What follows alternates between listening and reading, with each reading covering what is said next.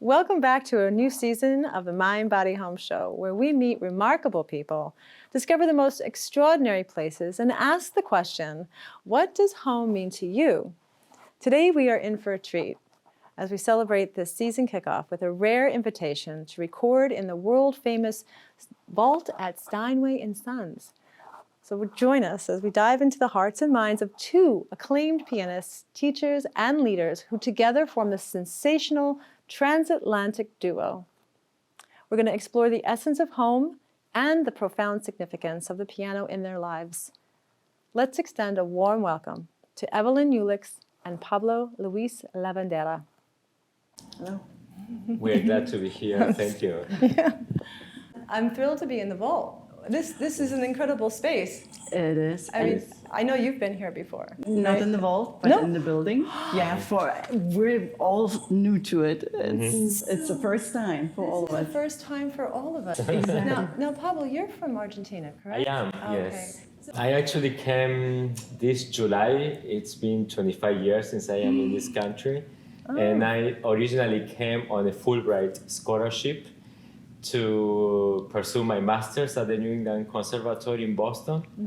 And then from there, another scholarship took me to Bloomington, Indiana, where I got a performer's diploma in piano. And then my last scholarship as a student was to come to Stony Brook to do my doctorate in piano, and now I am on the faculty. So there. we can call you Dr. Pablo Luis. Yes. That's great. Yes, Yeah. so where I teach is the undergraduate program in piano. I'm the undergraduate faculty there because there's only 3 of us. 2 of them were my mentors when I was a student. Gilbert Kalish was my teacher, and Christina Dole is the other faculty who's been also a mentor, and now is the chair of the music department, and I teach undergraduate piano. And I did that right after I finished my doctorate. So all combined, it's been 21 years at Stony Brook, between being a student and on the faculty. So you're imparting all of your knowledge to these new students for the future. I feel is the only way to live life, when you can share what you know in any discipline, in any setting, if you're a mom or a dad to your kid, or as a teacher. And I always love to perform, and I love to teach, and I really enjoy tremendously that work. But I also worked with pre-college age students as well in my own piano studio. So how did you get here? Like, what brought you to America? I know you come a long way. Both of you have found new homes in America, which is truly remarkable, because I have yet to feel that connection to another place other than where I've been born. I came from Berlin here in chunks. I like to say, like, I had semester holidays, long semester holidays, and I would spend time a lot in Canada, also traveling around. I love traveling. And I came to New York and was at the piano competition first, but I also met really key musicians, which I'm so grateful, because there's Afro-American music, there's jazz. I come from a very classical, straightforward education, and very thorough, and I don't want to miss any of it. But I always listened to jazz. My father was also very open, not only for classical music, so I had kind of a sense for more variety of music. So when I went to jazz clubs here, it really had an impact on me, like, wow, this is not only classical music, there's jazz too. Then I fell in love with George Gershwin, which you want to say he's the first one who really implemented classical with jazz, first jazz in the 1920s, right? And I felt there's a lot in common, because he always used to say also, I'm home where the piano is. And it's kind of like, it's so true to both of us as well. But I wouldn't want to miss what I found here in New York, on a melting pot of musicians coming from all over the globe and bringing their influence into this vibrant city.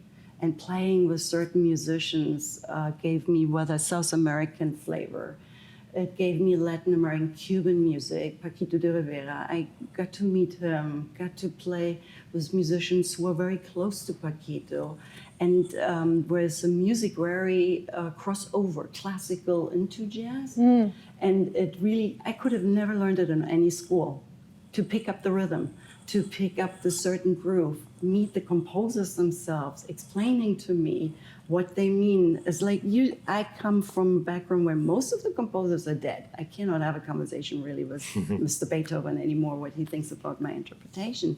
But to speak to somebody now, this is the most thrilling element in our interpretation of music, to understand what is this composer really, what is he meaning to say. Let's say I take a classical piece that we're all used to hearing, and you say you're doing a variation of it. It's a very personal touch.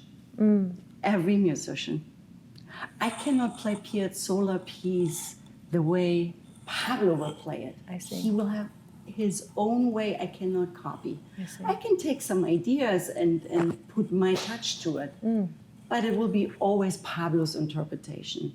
And that's the beauty also in music, that everybody speaks for themselves. The instrument is a beauty to have. The more it serves you and makes you come out the way you imagine a sound, right? But everybody is unique. It's a conversation which you can hear the Beethoven Sonata 101 in so many variations from so many different pianists, and I feel it's never the same. Wow, that I've never heard that said like that before.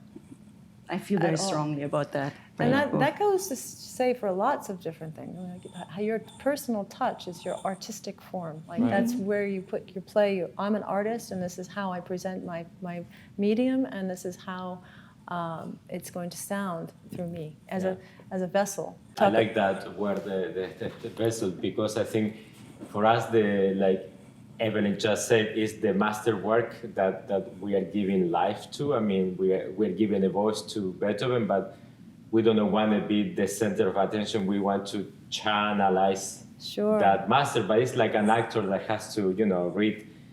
You cannot change the words of the text, right? It's like if you are reading Shakespeare and you are like, to be or not to be, or to be or not to be, right? I mean, the words are the same, but you give your own interpretation and you pass it through your own filter, right? So I think that's the recreation. In a way, we are recreating with the composer. Who came up with transatlantic piano duo? What is that? Evelyn. I think I came up with that one. Where did you get it from? I have actually an ensemble. It's called Transatlantic Ensemble, and that's with a phenomenal clarinetist. Her name is Miriam Adam, and we still have our ensemble, and always we invite guests also or play duo, depending. We also have a phenomenal Havana Moon CD produced with Steinway Archive label. So since Miriam is Native American, I'm Native German, it was the Transatlantic Ensemble. So Pablo came later in my life to my enjoyment, but it's Hopefully. still, no, absolutely. Still, it's kind of, Berlin, my background, and Argentina, South America, right? So we still have the transatlantic idea, but it is on the piano. So I wanted to make this really kind of a separate. Beautiful. Yeah. Like the words of, Europe and the new Americas is like that mix of the old world and the new world. That's fabulous. So welcome now to the Transatlantic Piano Duo.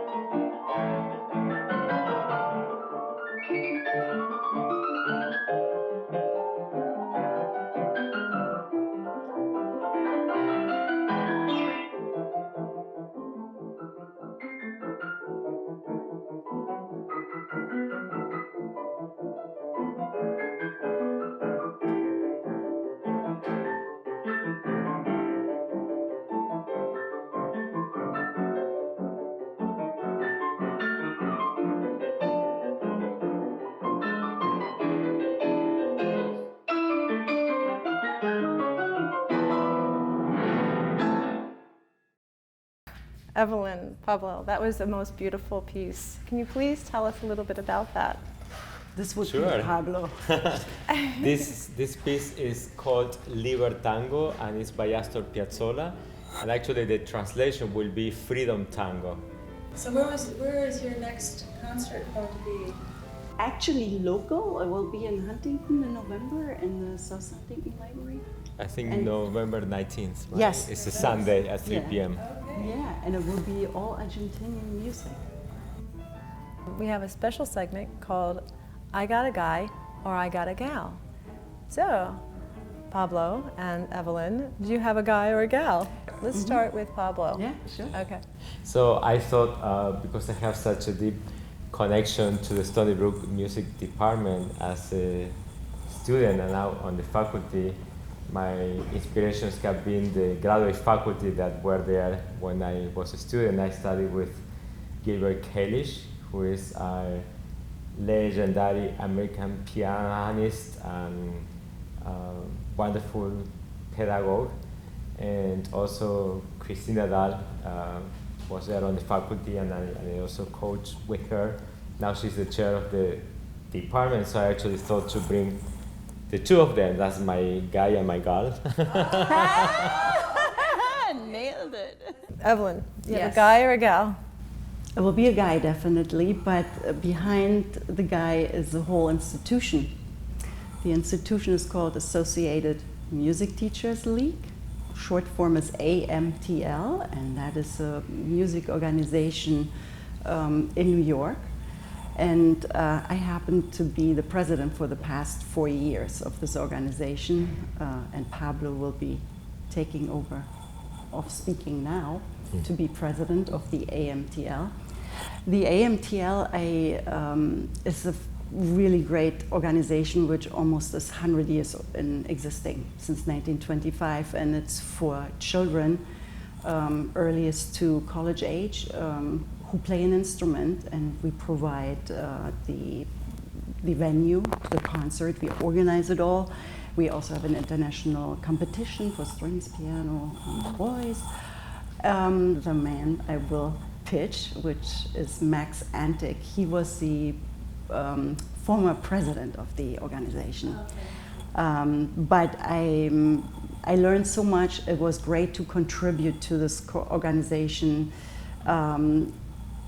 It has all the phenomena which I'm feel very strongly, whether it's a peaceful activity, it's a creative activity, it's opportunity for children. It just makes me very happy to be part of that. Okay. So that's why and Max Antic is a strong factor in that organization to keep the organization where it is. So I'm very grateful to work with him, and I would pitch him. Fantastic. Oh, there's a connection here because Max went to Stony Brook as well. Yes, he was a student at Stony Brook. We have 3 people in the audience. Thank you so much for being with us today in this incredible space, the vault at Steinway's in Sun. Thank you so much for inviting us. It was fun. Thank you for having us, and thank you, Steinway, to give us this place. As always. Thank you.